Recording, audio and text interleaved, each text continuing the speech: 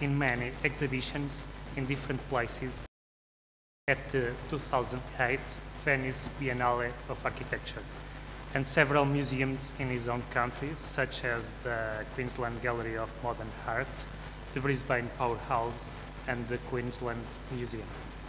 His relevant role as an architect has also been stressed by the invitation on a regular basis for award judging, architectural writing, and lecturing within Australia and abroad.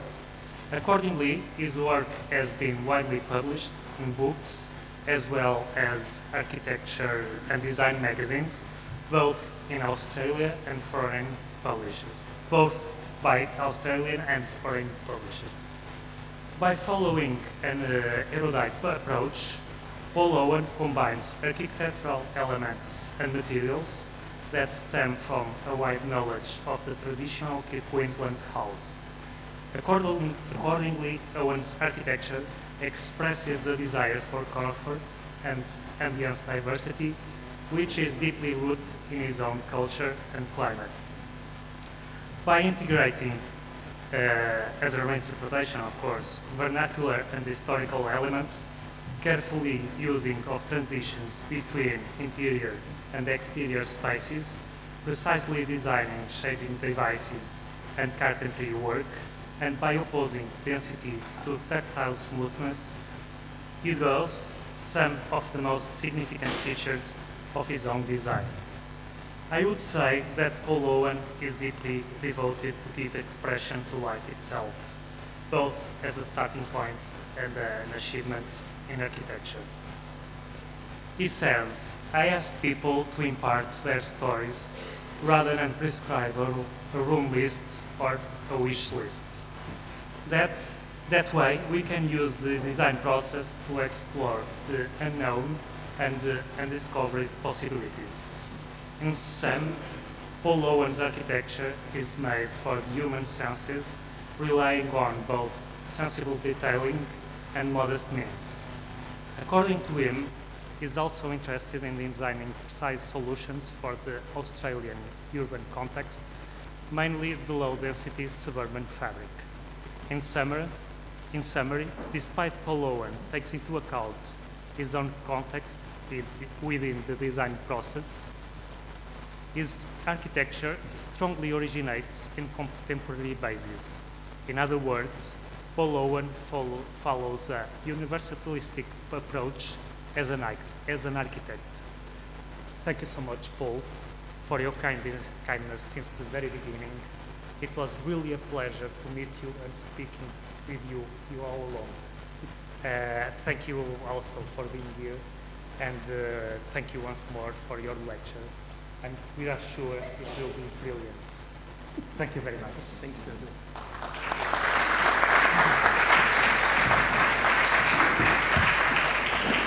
Shown me already. We spent the day today looking at the most beautiful Alvaro Caesar buildings, and I'm afraid now I'm a little bit too embarrassed to show my work. So I hope it's okay. I'm glad I titled it Ordinary, so I think the basic premise of what I would talk about is very much about a way of seeing architecture. It's not necessarily about what you make or how you make it. I've always been conscious of that your position in architecture is the starting point and the most important thing. So this is the name of my practice. I start every talk this way with these two images. They're a project by Atelier Bauau. It's the House Osama is the name of the project. And there are these two images of exactly the same room taken from slightly different angles and taken at different times as well. The image on the left we all first saw in our office in one of Atelier Bauau's earlier books, if not their first. I'm not sure, but it was their book Post-Bubble City. And that's where we first saw this project, and we all loved it and wanted to know more about it. What I love about Atelier Bow Wow is that they give very little information. They give images, data, a few words, the size of the house, and the rest is left to you to interpret. But why I like showing these two images is that I think they both tell you different things about architecture, or it's a way of demonstrating different ways of thinking about architecture. So the image on the left would lead you to think about things that are physical and that are material, things like texture, colour, light, scale, the form of the building. And if you were to make comments or learn from this image and make observations about it, then they would be material things. But the image on the right makes you think about things that are not material, things that are social, things that are human, things to do with time. And I look at it and I can't, the image on the right, I can't help thinking about this man and all the conversations he must have had with the architect in making this house. And what I think about architecture with respect to these two images is that the image on the left is the fun part of architecture and the part that we all love, and that is making beautiful things and sculpting, treating architecture as a sculpture. But the image on the right, I think, is the things that form the starting point and the finishing point of architecture, and they're non-physical things. And like I said before, they're things to do with people and time, and even things like money and finance, things that seem boring and that seem ordinary, but in fact I think they're the starting building blocks of making architecture. An example of this is in John Habraken's book called Palladio's Children, and another book of his which I love called Identity in the Ordinary.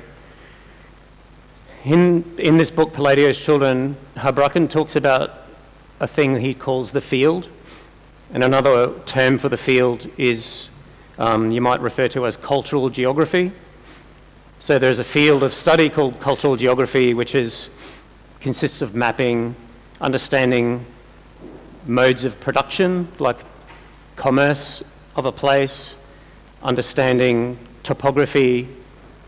All of these things are not to do with design, or they're not physical things, but they're things that I think need to be understood, and they need to be things that form the position of an architect. On the page that's on the screen from Habraken's book, Palladio's Children, is of a Greek village, and his narrative, his story about this is that pre-Renaissance Greek village is built up out of what he calls the field. These buildings are made out of local materials, local skills, the local economy. They're not made deliberately. It's kind of the opposite of post-Renaissance design, where architects make things very self-consciously and deliberately. And in this book, Habraken is asking architects to somehow find what the field is, what is in your field. Let's call it cultural geography. Find what's around you and then let the building grow naturally out of that. That's exactly why I've always loved the work of Caesar. And for many years now, they're the lessons that I've learned. And hang on. Oh, okay. So the next step in this is to sort of start to talk about where our practice is working, and what is it about our field or our cultural geography that generates our design work. So this is Australia, right? And the yellow dot is where we're from. Ever since I was at uni, there's always this kind of conflicted idea about about what we think Australia is and what's the identity of Australia. And none more so than now. Australia is changing all the time. It's now a very multicultural place. Before our culture invaded Australia 200 years ago and basically destroyed a beautiful indigenous culture, Australia was, you know, this ancient land. Now it's something, you know, obviously part of a Western civilization. In the architectural world, for quite a number of decades, architects in Australia have been trying to find an Australian identity for an architecture. What is an Australian vernacular architecture? And to date, I think the most identifiable and brilliant version of that is of Glenn Murcutt, who essentially his key buildings, 5 or 6 of them, are rural pavilions, so modernist pavilions in a green rural setting, like a farm or bush setting. The truth about Australia is that it's, I don't know the exact percentage, but let's say Australia is 90% suburban in terms of its population, where people are living. It's not in the country or farm or bush areas. It's not in urban areas even. It's actually suburban areas, which means independent villas with lots of space around them. So to go further into that, on the map, this is the centre of this image is our city of Brisbane, which is in a state called Queensland, which say, if you were to compare our city and state in international terms, it's a bit like Los Angeles is to the United States. So beaches, a little bit cowboy attitude, like we're considered to be uncultured compared to the southern cities. In the same way that Los Angeles, if you compare Los Angeles to New York, Los Angeles is brash, property development and uncontrolled design, etc., and a little bit wild. And I guess that's what our city is like and our state is like compared to the southern states. I'll just go back.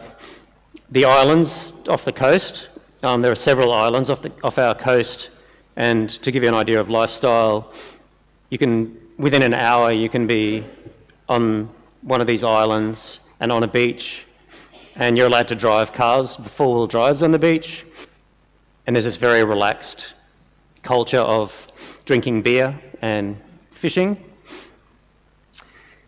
So that's all to say that when it comes to our residential setting, of which this forms our whole city basically is this type of development. It's not urban. We have a central business district, which I'll show you later, but that's a very small portion of our city structure. So that relaxed lifestyle of being on the beach very much extends to people's homes. So everyone has lots of space around them. People have a front yard and a backyard. A lot of people have swimming pools. And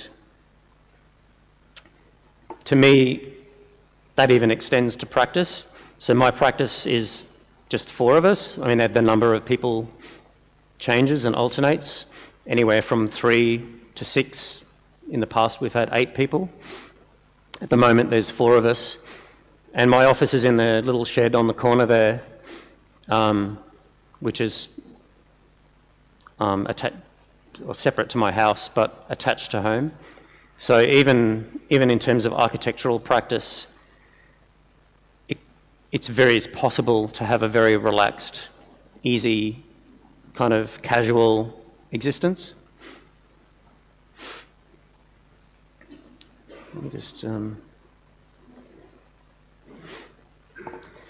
what our city structure means, and thinking about the image before showing all of those houses, in terms of, this has been the case forever in Australia, that basically everyone, let's say, is a home owner. So in Australia it's referred to as the Australian dream, to leave high school, get a job, go to the bank, borrow money and own a house. So property ownership and home ownership is a very, very big and defined part of our city structure and our culture. What that means for an architect is that, and this is something I saw 15 years ago, 17 years ago when I first started my own practice, was that our city was full of patrons, it's full of possible clients. And look back even to the Renaissance period where Palladio was, let's say, a symbol of the first practicing architect.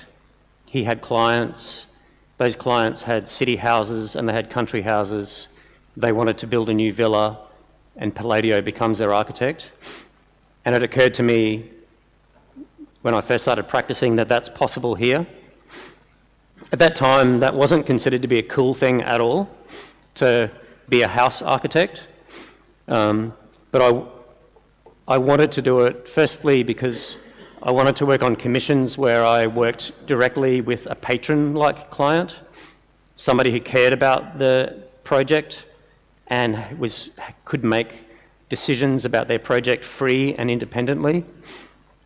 It's a bit hard to go into it too much, but larger public buildings in Australia, I think, have a very difficult arrangement between the architect and the client.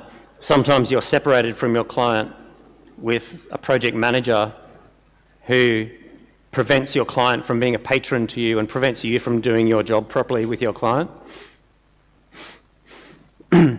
Anyway, so this image to me represents a whole city of possible architectural clients. So there's an opportunity there. And very much like Los Angeles is and was to the United States, our city is a bit like a land of opportunity. It's easy to get commissions there, and it's possible as an architect to build things. So it occurred to me a while back that after a number of years of practicing that we were actually conducting some sort of research, and we were actually building up a knowledge base that was informing our position on architecture and our decisions. And I had this sort of comparison or analogy to scientists and the work of scientists, which consists of lots of, let's say, boring, normal process type work, like recording data. Say an entomologist, for example, collects insects, they do mapping, they write things down, they take photographs. All of this sort of, let's say, boring process type work leads to potentially something that's actually amazing. So there's this idea that architects can kind of be the same. You going out and doing your normal work is okay. You don't have to start with an amazing idea. That can be the end product if you just trust your normal everyday work. And so in our office, because of a lot of our projects involve doing a renovation to an older building, we need... Hello? We need to... The first step in our design process is to go to an pre-existing house, take photos of it and measure the house and draw the existing drawings of the house. And I'll just skip through. So we take a bunch of photos of a project, go and measure the house up, and this is normal work that any architect would do, of course, but just to show you the process. We measure the house, take some detailed sketch measurements, then we draw the existing house in its current state, draw every part of it. We have a surveyor do this survey of the land. By the time we've done all this, we have an understanding of this project, and, you know, we formed some views about this particular house. We know every part of it. Then we do some design intervention work to it. And how we start every project is we would do several master planning type options, and then review it with the client, and we let the clients use a narrative type process to let the clients decide what should happen. We decide with them and use the design process to develop the brief, as opposed to knowing what the brief is to begin with. And one day, years ago, it occurred to me that I wanted to put on a map where all our projects were, where we've gone through this process, and it kind of surprised me that we'd covered the whole city. And that's when I realised that what we're doing is actually conducting some kind of empirical research into our city, and that we actually do know about it, and we do have an understanding of the field that we're in, and that all of our little decisions that we make in designing our work are coming from a place of proper information. And in doing that, we've formed a whole sort of tacit, implicit knowledge of our city, of the buildings in our city, of the gardens in our city. We know about the scale and texture of it, and we can make proper decisions about the appropriate thing to do with land or buildings in our context. And from that, I think it's possible to have what I think potentially can be a new type of Australian architecture, which is a suburban Australian architecture, which for a long time has been kind of ignored. The vernacular, when I was at university, we were always told that the appropriate modern Australian architecture is not suburban, it's something else, that it maybe should be like a shed or a rural building or a beach building. Anyway, so to expand upon this more, and this idea that normal research or normal kind of thinking and work is actually more empowering than sort of going straight to a design idea, I'll talk a little bit about the traditional Queensland house, which looks like this. These houses are like around 80 to 100 years old. Some are older, but in our city, that's the average age of the typical older house in our, you know, in where we come from. There's this idea of a veranda. These houses have this outside veranda, which I think sort of became introduced over the years through as sort of Australia was developed. Hang on a sec, I'm just going to go back.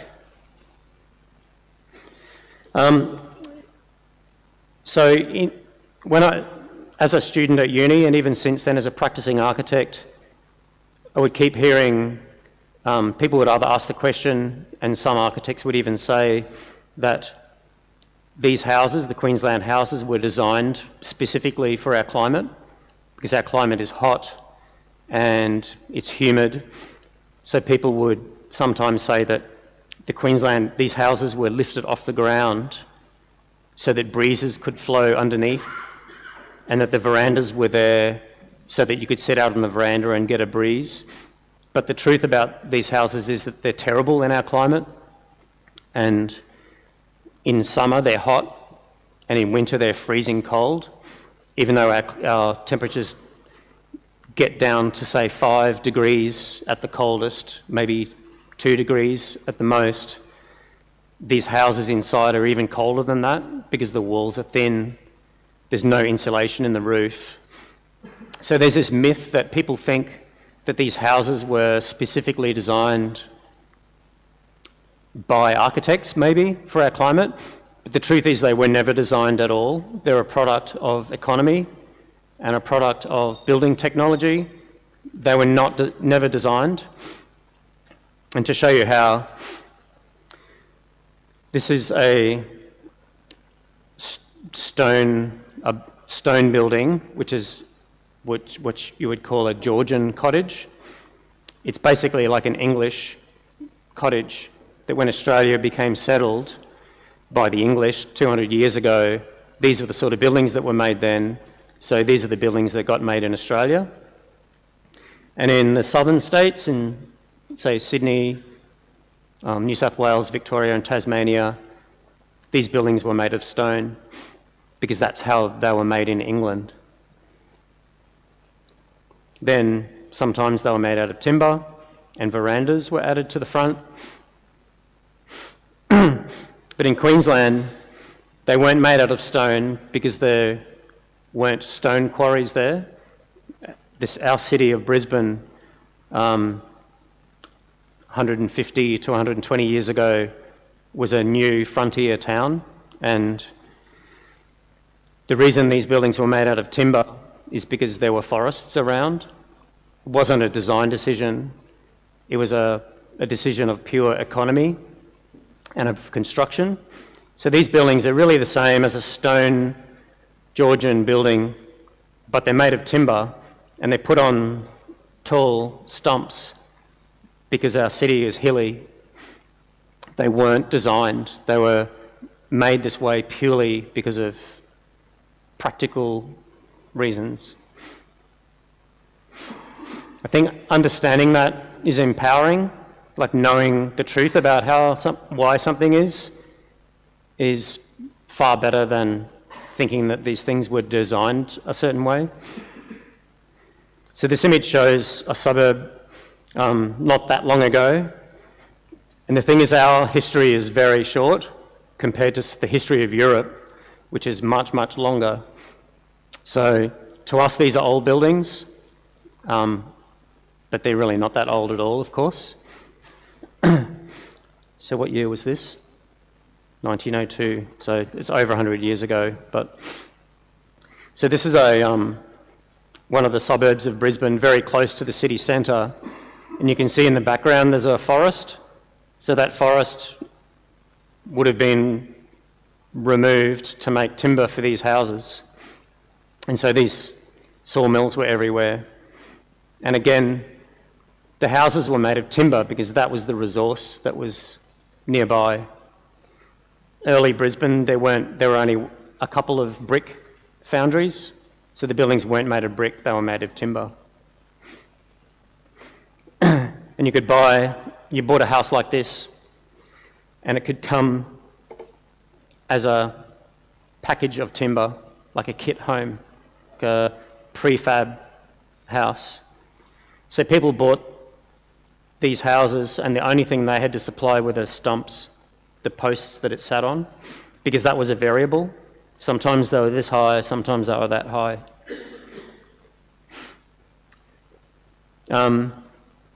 The other thing about these houses is that it's kind of like living in a tent made of timber.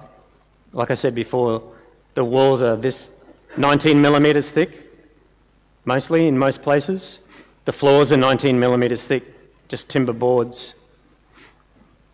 And I've met, and so have lots of other people from Brisbane, have met many, many people who come from cold climates who say they've never been colder than they've been in Brisbane because they're in one of these houses freezing at night.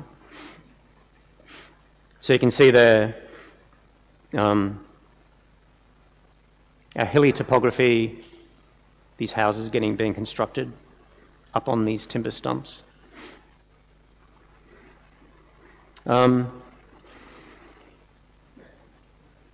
So this is sort of to, I guess, to give a visual of the fabric of these houses and to kind of give you an understanding of why their climatic performance and their thermal performance is terrible. In summer, as soon as the sun is on them in the morning, they get hot. And in winter, the cold air comes straight through them. Thermally, they're very fickle. They will just change immediately to the weather.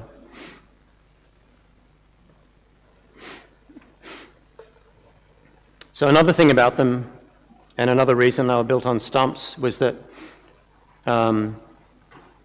this is certainly the case in our city, but in a lot of areas in Australia, is that there's often a lot of flooding. So this flood was in 2011, and it's a very common thing that happens. It doesn't happen every year, but maybe every 20 years, there's a flood event. This is a suburb about 1 kilometre from our central business district, 1 kilometre from the centre of town, and in 2011 it flooded like this. So that's why that's another reason why they put up on these stumps. This was 2011. It looks crazy, doesn't it? The other thing that's, that's that same suburb. The other thing that's even crazier about these houses is they get moved around all the time. So from their earliest history, houses that might have only been 5 years old or brand new were being moved around forever. And it still happens. You can just pick them up. They're like a prefab. It's kind of like the Wild West. It's just a little bit crazy.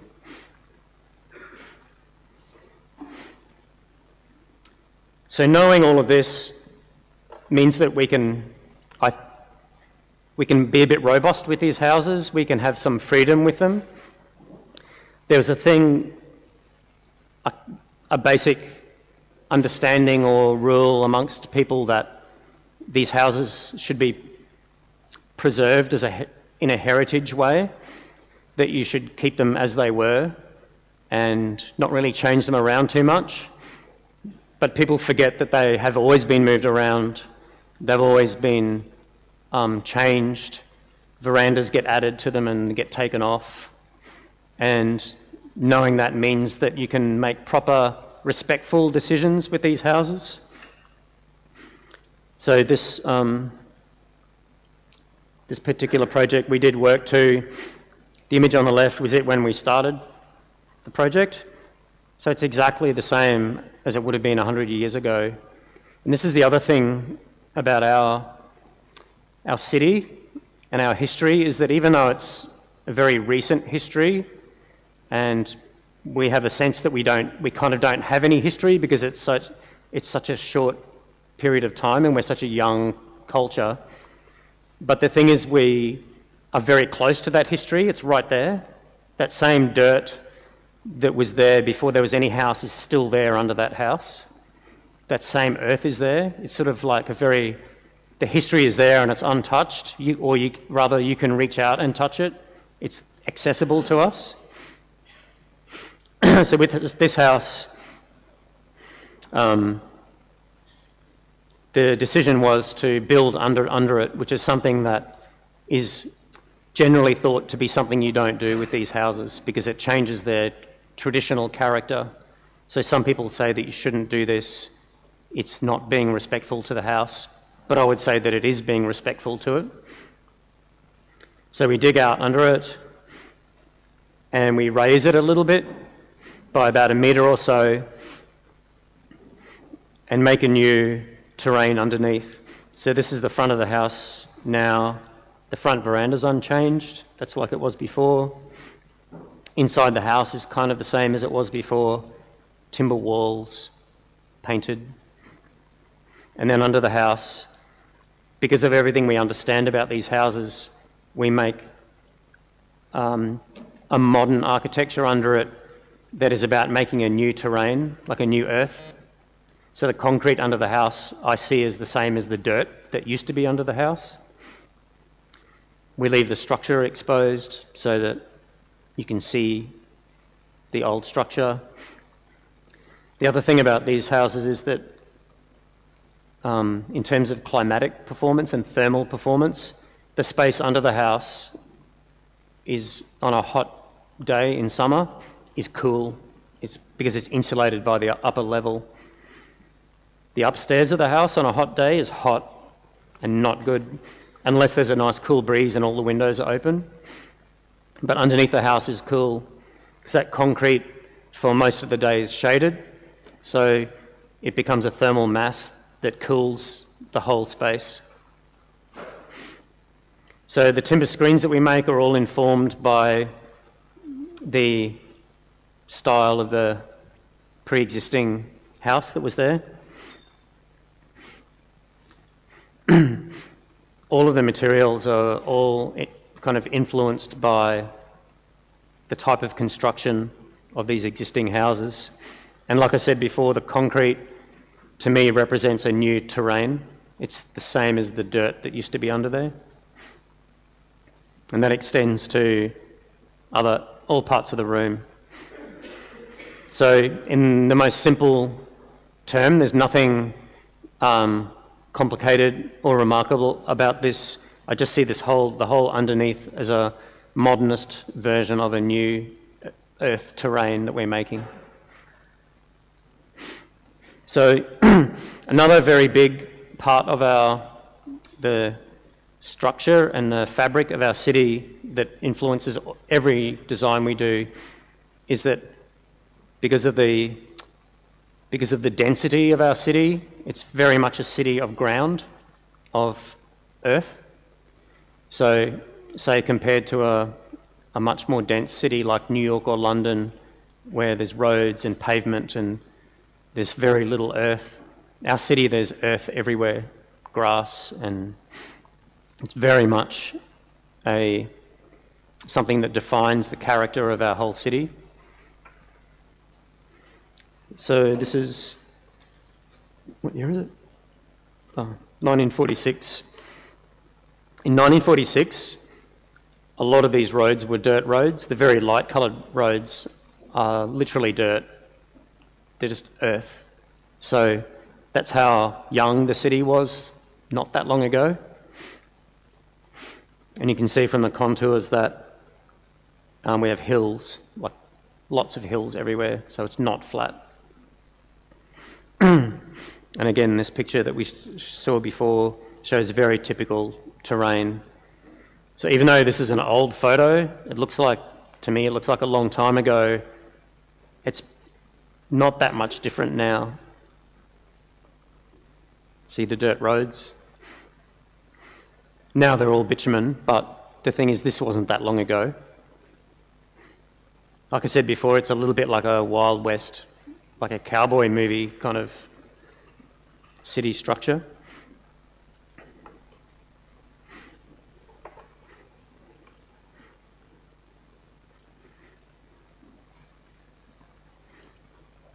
So knowing this, that our city is very much a city of the ground, again, how it might inform a project. This is a project that we did. We built an addition to the back of this house, and it's on an extremely steep road. The house has views towards our city, which people like to have, and they pay a lot of money for views of the city because it's picturesque kind of view. So there's our new addition to the rear, and I see it as a modernist. It's a modernist building, but it's informed by the material fabric of the original building. It uses painted timber weatherboards, which is exactly the same material as the older house. This is what it was like before. And you can see the earth underneath the house, the same earth that was there, that's always been there.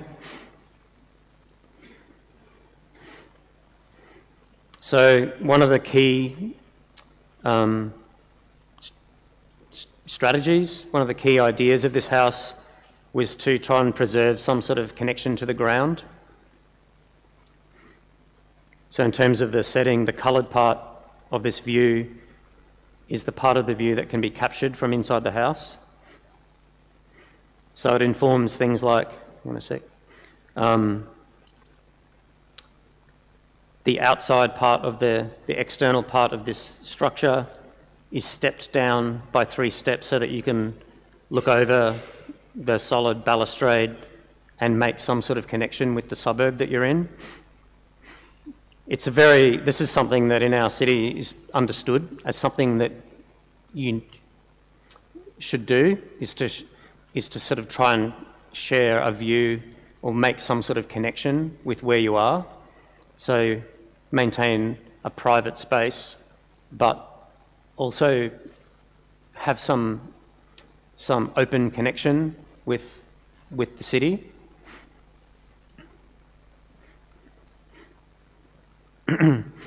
So just going through projects where, again, this is a simple idea. It's a very basic design strategy, but just of trying to make some sort of connection with the ground. So the image on the left was the house before we did work to it.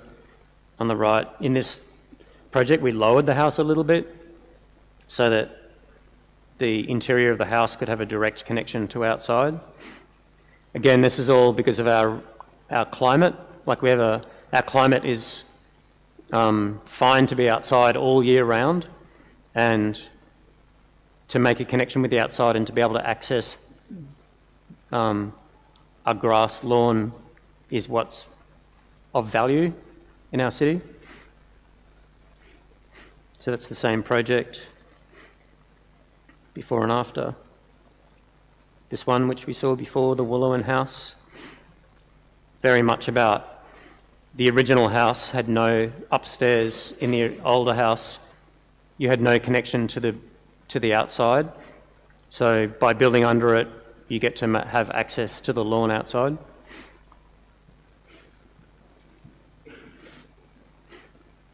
Same here, you can live, the interior and exterior can both have the same condition if you can be on the ground. So kind of using the backyard and using the outside terrain and the garden as part of the interior. Same again. These clients, when their house was finished, they had 2 little babies, and they could be inside while their babies crawled around outside safely. And that sounds like a simple thing, but in our city and in our culture, that's like a very big, that changes their lives a lot. This project was about getting the public rooms of the house, kitchen, living rooms, down onto the ground instead of being up off the ground. And same. This is just to show that this is always something that we would try to achieve. All of these images, that's the manoeuvre, that's what we're doing, is getting the occupants of the house to enable them to have a connection with the ground. And even when the project is 3 levels off the ground, we're still wanting to at least have a visual connection with the ground.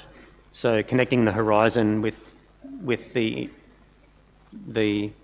interior space. So the whole of family life can occur right next to this outside space. Again, because of our climate and because of the type of relaxed culture, lifestyle that we have, this is what is of value.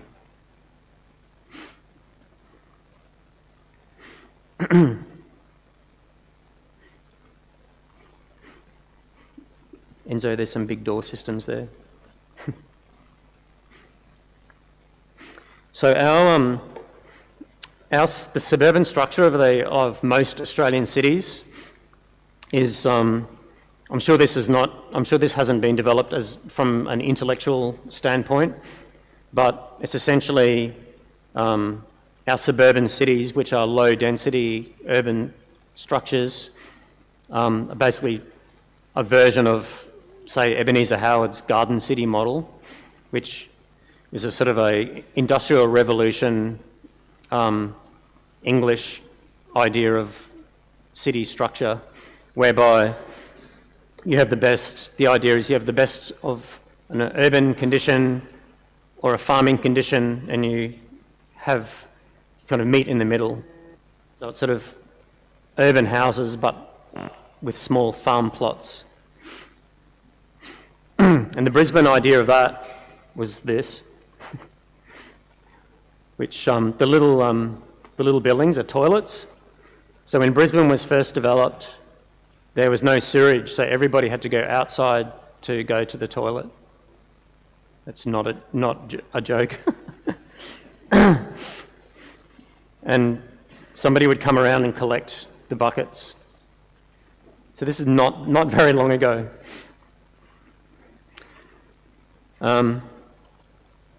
So again, just to kind of illustrate the city structure, this is the central business district of Brisbane. Tall high-rise buildings. That's where office buildings are. They're concentrated in one area. So it's the opposite of an older, say, pre-industrial revolution city structure that you might find in London, New York, any large European cities that have everything contained together. We would have shops at street level, maybe offices above and apartments above, all together. In our city structure, which is more of a, say, a 20th century American city structure, you get a central business district in the middle, suburbs around the outside, and then industrial around the outside of that. And I know a lot of European cities might have that same basic structure. But again, to repeat, what it means is that to an architect, that the vast majority of the identity of Australian architecture is of a suburban architecture, this garden city sort of thing. So that's zooming out. The areas, the cities on that middle peninsula part of the river, everything around that is low density suburban housing, single houses on large blocks of land. So very, very low density suburban. And to compare it to other Australian cities, this is Melbourne. So a lot of terrace houses, which are houses attached together with a common wall. So a much higher density than population density than Brisbane. This is Sydney, like an inner suburban setting in Sydney. Both Sydney and Melbourne, the public life of the city very much occurs in public, in restaurants, parks, pubs, that kind of thing. In Brisbane, the life of the city very much occurs more in private, like in people's backyards, in people's own homes. And it's because homes are typically bigger, and you do have a generous landscape space that you can use. It means that Brisbane sometimes seems like a bit of a boring place because it doesn't seem very active because everyone's at home doing stuff. Whereas, say, Melbourne is a much more public city. People are out enjoying the city in parks and walking the streets. But that's because a lot of the houses in Melbourne, you can't be in there too long because you're not getting light and they might be dark and cold. So again, typical part of our city structure. So that was learnt like in a very early project, which is called the Newmarket House, where there was very much this idea of borrowing this garden setting and generating a plan diagram that captured a garden.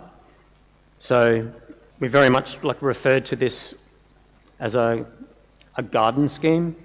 So really the idea is generated as much by making a garden than it is by making a building. Same with all of these projects. We're trying to capture a bit of garden space. Same with this. This is the same idea I talked about before, where treating the rest of the city and even other blocks of land and the rest of the city as a garden that can be a common shared space, kind of borrowing views from other parts of the city. Same with this.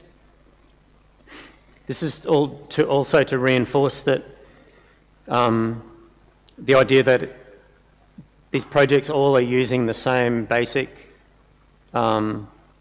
simple ideas formed by observations that we've made, over the years. And then I think that's okay. Like, every new project to us we don't have to invent something. There's enough information by trying to respond to climate, the client's brief, even circulation diagrams and all of those boring things. There's enough in that to generate something that's interesting. So this project, the little pyramid roof you can see there, is a new addition that we made. It's in this green sort of backyard setting, and families having contact with the outside and with the ground and with a garden is something that we value. It's a simple thing. There's nothing remarkable about this, but that simple maneuver generates the whole idea for what happens with the interior. So whereby a kitchen can feel like a garden room or feel like a conservatory, because you can sit on the edge of a garden and be in the kitchen at the same time.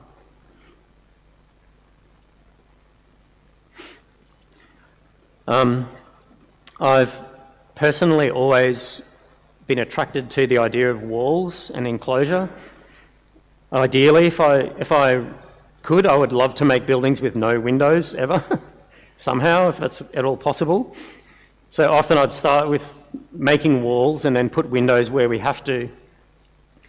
And that seems counterintuitive to what a lot of Australian and especially Queensland architects would do, because there's an assumption that because of our climate that you need lots of light everywhere, and I agree with that. Like, we need light, but a lot of architects in Australia want to make things as open as possible, and we do that. I do want things open, but I have this ironic idea that you use enclosure to achieve openness.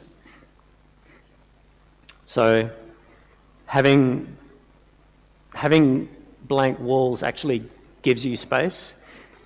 It's in the same way that light only exists if it lands on a wall. Until it lands on a wall, light doesn't exist. It needs something to be on for you to see it. And I think space is the same.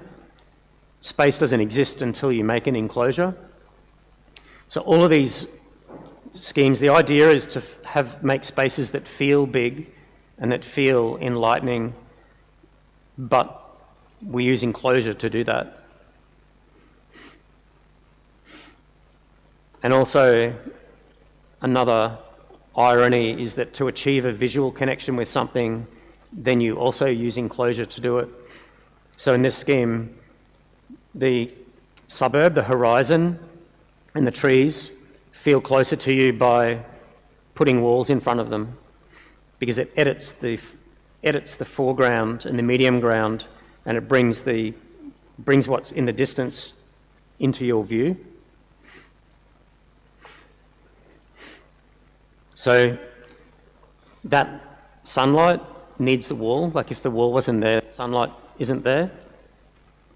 It's also there to achieve privacy, that wall, and to actually make a room. You could You can make a room out of an outside space. All of these projects are trying to achieve enclosure.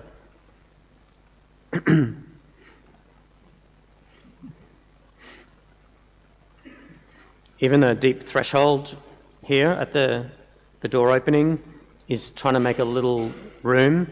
It's there for some rain protection so that you can have doors open and let a little bit of rain come into the edge. But it's also there to sort of make a micro room that forms a threshold. This trellis with a vine on it is there to create enclosure and also to edit the neighbour's roof.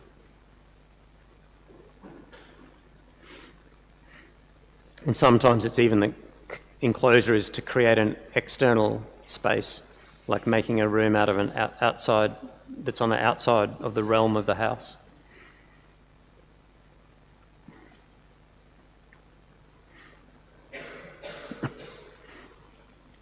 All of these spaces are just out of a need to make space and to use enclosure as this simple, fundamental idea.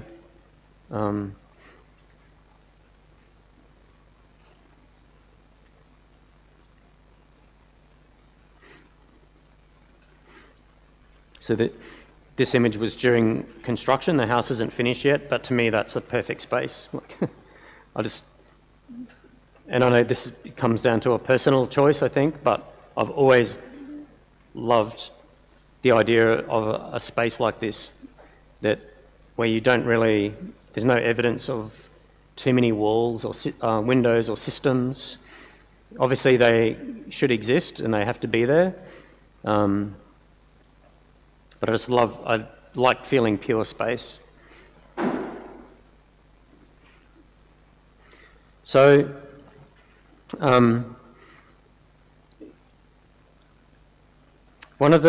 going back to those original images of the Atelier Bow project, even though in architecture and as architects, we need to use physical things to design with. So scale, texture, form, even colour, they're all physical and material things. Like they're our tools that we use. And they're the things that are necessary to make things, and we need to be good at using those things. But to me, they're not the starting point. They're not the things that should be thought of when trying to have a position on architecture. And I still haven't worked out what this means or how to articulate it. But I think the idea of time is maybe a key or a secret thing in forming views about architecture. And maybe thinking of time is something that questions about what is the right or wrong thing to do with the building can be answered by thinking about time. So, for example, a building has a past sometimes, and it will have a future. This Atelier Bow building, the man that's in this building has a past and has a future. In the book that this photo appears in, called Behaviourology, there's a paragraph written about the project, and like I said before, Atelier Bow use few words in describing their buildings, but they form a collection of images, numbers, short, very direct words, and they build up a story that you can understand. So for this particular house, the short paragraph that it said about this project was that this man who's the client, the architect's client, and that this is his house. This house is in a small regional village, and he wanted it to live his final days of his life. That's his home. He has a little garden that he tends to with other people nearby, other older people and they grow vegetables there and they share them with each other. And there are things, just those, there was only a few sentences that describe that in this book, Behaviourology, but that tells you so much more about this project than the previous image. And a lot of that stuff, I think, is, like I said before, I don't know what this all means or how to articulate it, but I always use, if I was to use a barometer or a compass to make decisions about a building, I think the idea of time is the right sort of barometer. So some simple examples are, this is one of the earliest projects. So the image on the right is a new addition we made to the building on the left. The building on the left in Brisbane is it's rare to find an authentic Art Deco building like this. So it's a little bit of a treasure in our city. Our clients found that house. It wasn't even for sale, but they approached the lady because they loved it so much. They approached the owner and asked if she would sell it, and she was interested in selling it. So they bought the house, and then they'd had a couple of other architects looking at schemes for it. In fact, they'd had a full set of drawings for this project ready to build, and they contacted me to see if I would administer their building contract. And I said, oh, I wouldn't really be interested in seeing through somebody else's design, but I talked to them anyway, and it ended up leading to a project because they actually weren't happy with the previous design anyway. But anyway, what I kept thinking throughout the whole project was that the original building, it was only like about 60 or 70 years old, but it was still there and loved by its new owners. It was unchanged and untouched. And I just thought the simple thing that what I build there, what I design there, I would want it to be treated the same way after 80 years. And again, that sounds like an obvious thing. You would think that everyone should want that. But a lot of the projects we do our clients are wanting to remove buildings that were only made 20 years ago because they weren't done well, they weren't done thoughtfully, and they weren't done with enough, I guess, confidence to think that this should be there forever. So that's why on this project, to me, it was very much about respecting the original building we used the same material palette, the datum lines of the building, the heights are the same as the original building, but apart from that, it's all very different. Our work is a modernist version of the older house. So to respect this building, we were making something that was robust and that was designed as though it should be there forever. The simple idea on this project was that to respect and honour the original cottage, which is the image on the left, we just used the same material, but we made a modernist. We put modernism on the back of a traditional cottage because we know how to make appropriate spaces. The original cottage, which we respect and admire, wasn't designed with people in mind. It was designed with structure and construction in mind. And that's the difference between like the traditional buildings and modernist architecture, is that modernist architecture is made for people. So again, these are all non-physical decisions, and these are all non-physical values. And again, I think the decisions made about this building, if I was to trace the decisions back, I think it's a decision about time.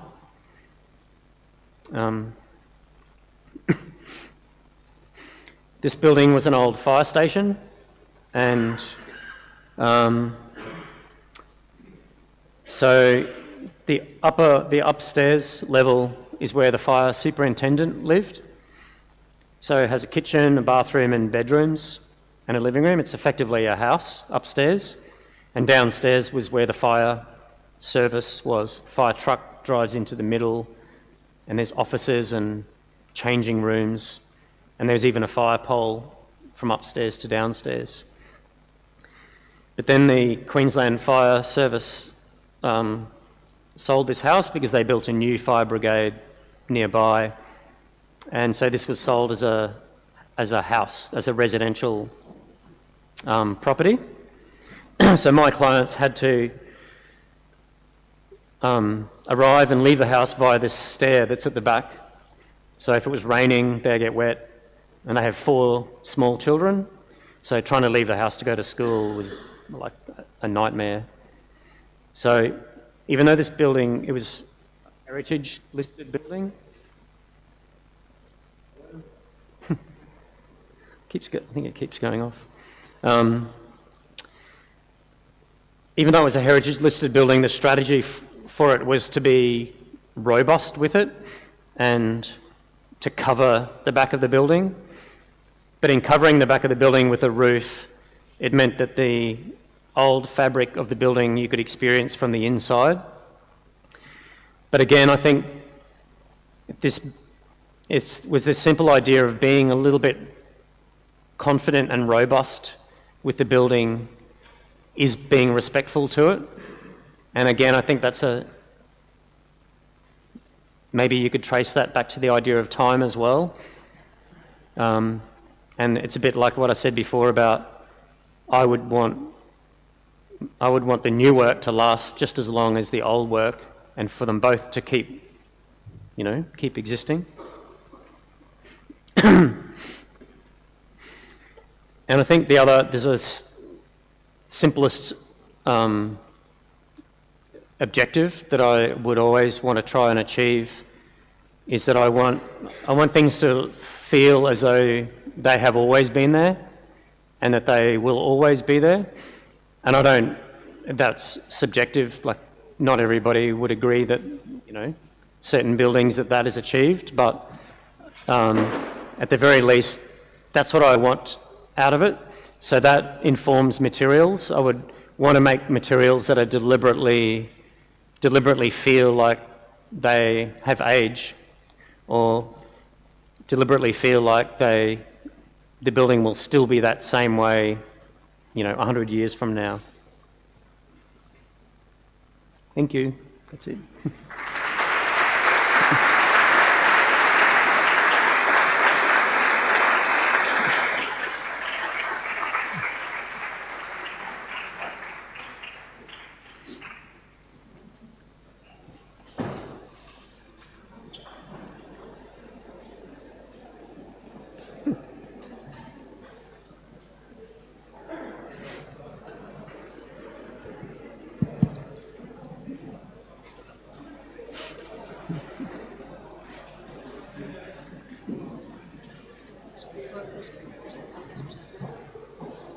Alguém quer fazer alguma pergunta ao arquiteto Paul Owen? Ele certamente estará disponível para responder às vossas perguntas.